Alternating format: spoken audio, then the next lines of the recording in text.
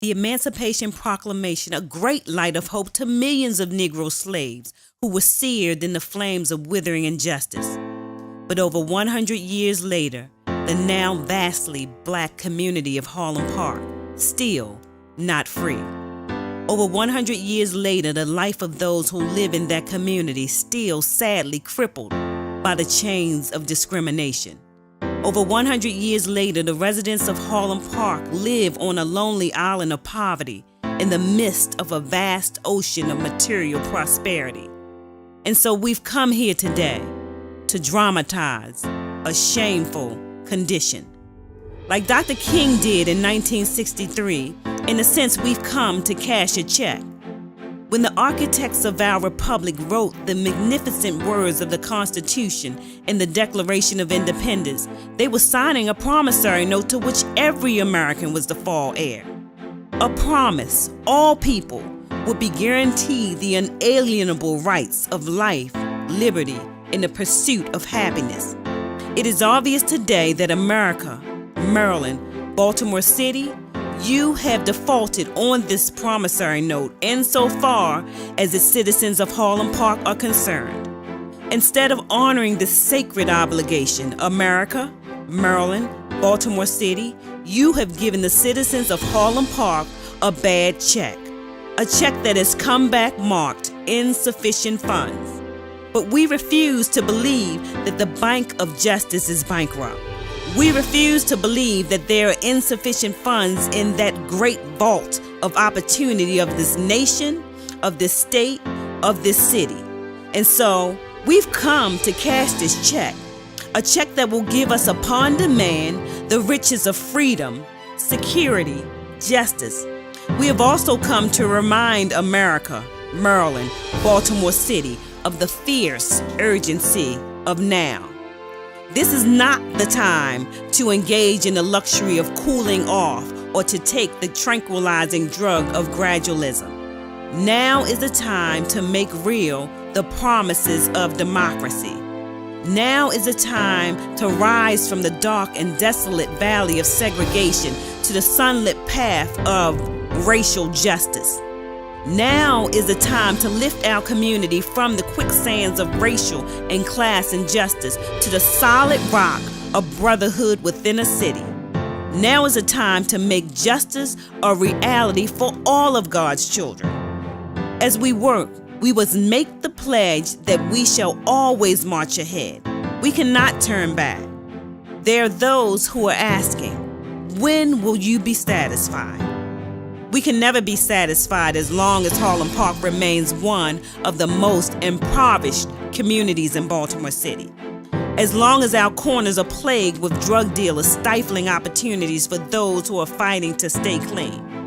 As long as we are forced to live in food deserts as markets close down around us, forcing us to use corner stores as our shopping markets.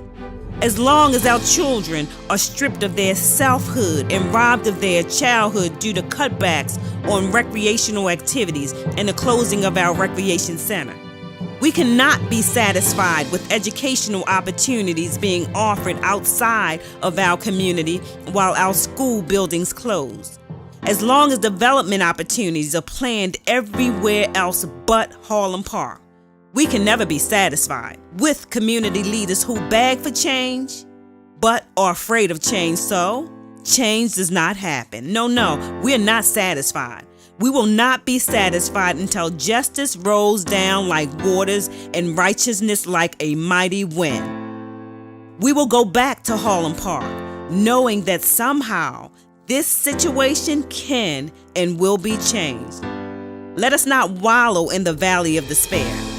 Even though we face the difficulties of today and tomorrow, I still have a dream.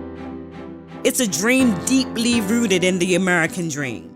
The American dream, the Baltimore City dream that we can do better. I know we can do better. This nation, this state, this city can rise up and live out the true meaning of its creed. We hold these truths to be self-evident that all men are created equal. We can do better. We are better. Everyone has a role. Every public agency, every elected official, church, business, bank, and you. We can all do something. Build more affordable housing for those in need. Provide services inside of communities that are in need in the area of HIV, teen pregnancy, crime prevention, substance abuse, poverty, education.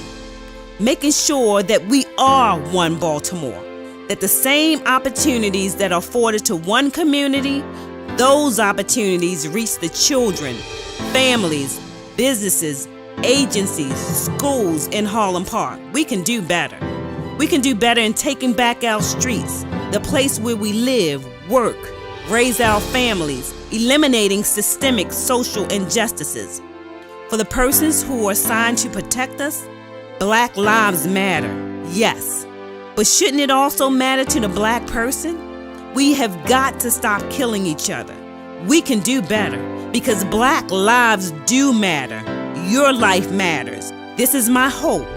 This is the faith that I go back to Harlem Park with, that we will be able to hew out of the mountain of despair a stone of hope, that we will be able to transform the jangling discords of our beloved Harlem Park into a beautiful symphony of a real sense of community.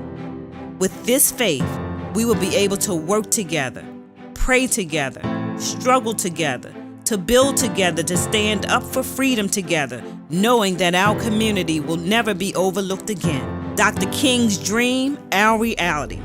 We can exalt our valley. We can make our hills and mountains low. Our rough places we can make plain.